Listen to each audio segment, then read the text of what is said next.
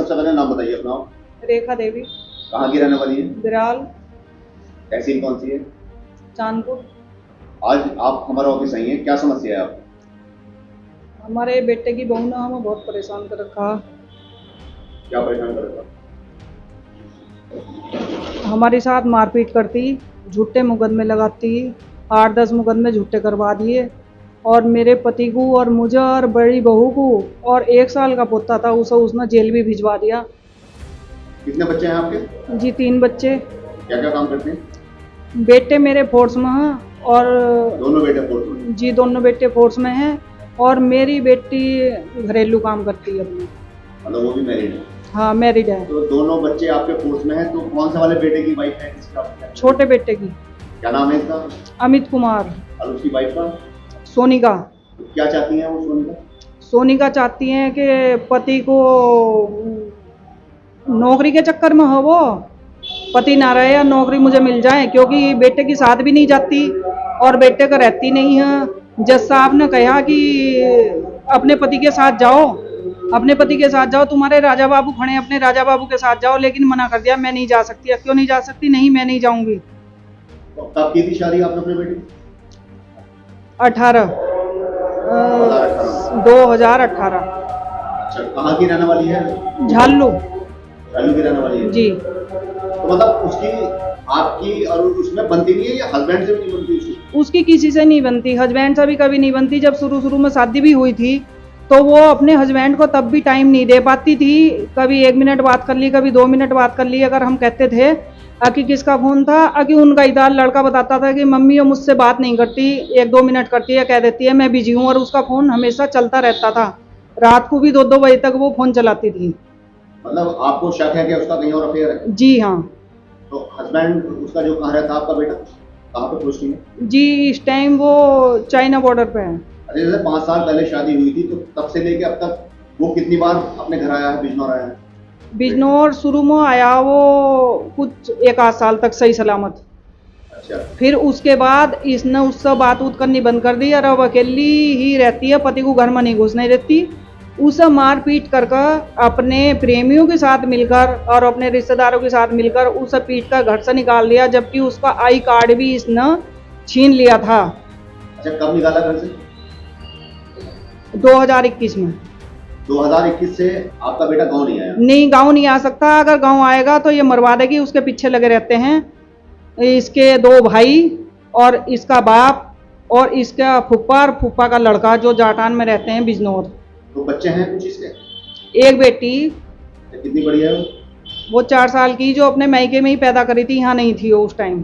अच्छा, अब ये आपके घर में रहती है कि अलग रहती है? जी जो सबके रहने के लिए घर बनाया था मेरे पति ने और मेरे दोनों बेटों ने मिलकर काफी। जी गांव में बिराल बहुत अच्छा मकान बनाया था पूरे परिवार के रहने के लिए, जिसमें इसने सबको घर से बाहर निकाल दिया। इसने कोर्ट में भी कहा है कि मैं अपने मकान में अकेली रहती हूँ।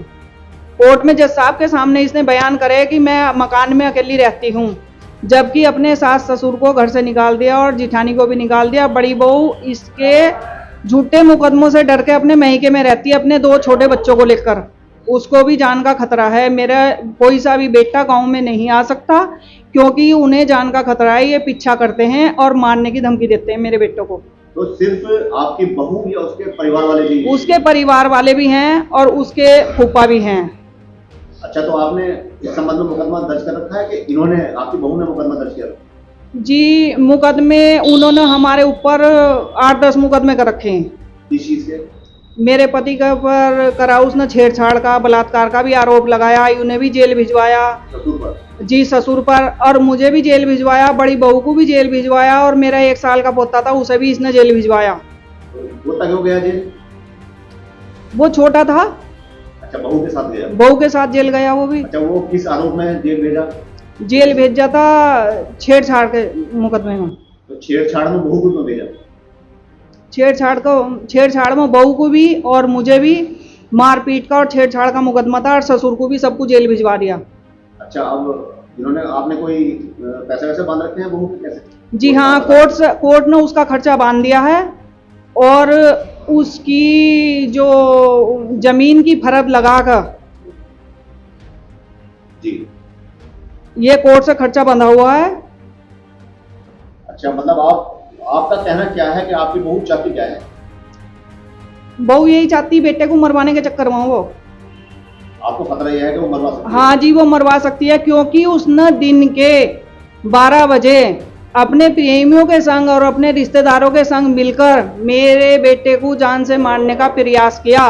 वो तो दिन का टाइम था और उसके पापा मौजूद थे, जिससे कि और गांव वालों की भीड़ इकट्ठी हो गई, उसकी जान बच गई। अगर रात का मामला होता तो मेरे बेटे की उस दिन जान नहीं बचती, वो मुश्किल से जान बचाकर भागा था। ये कब की बात है?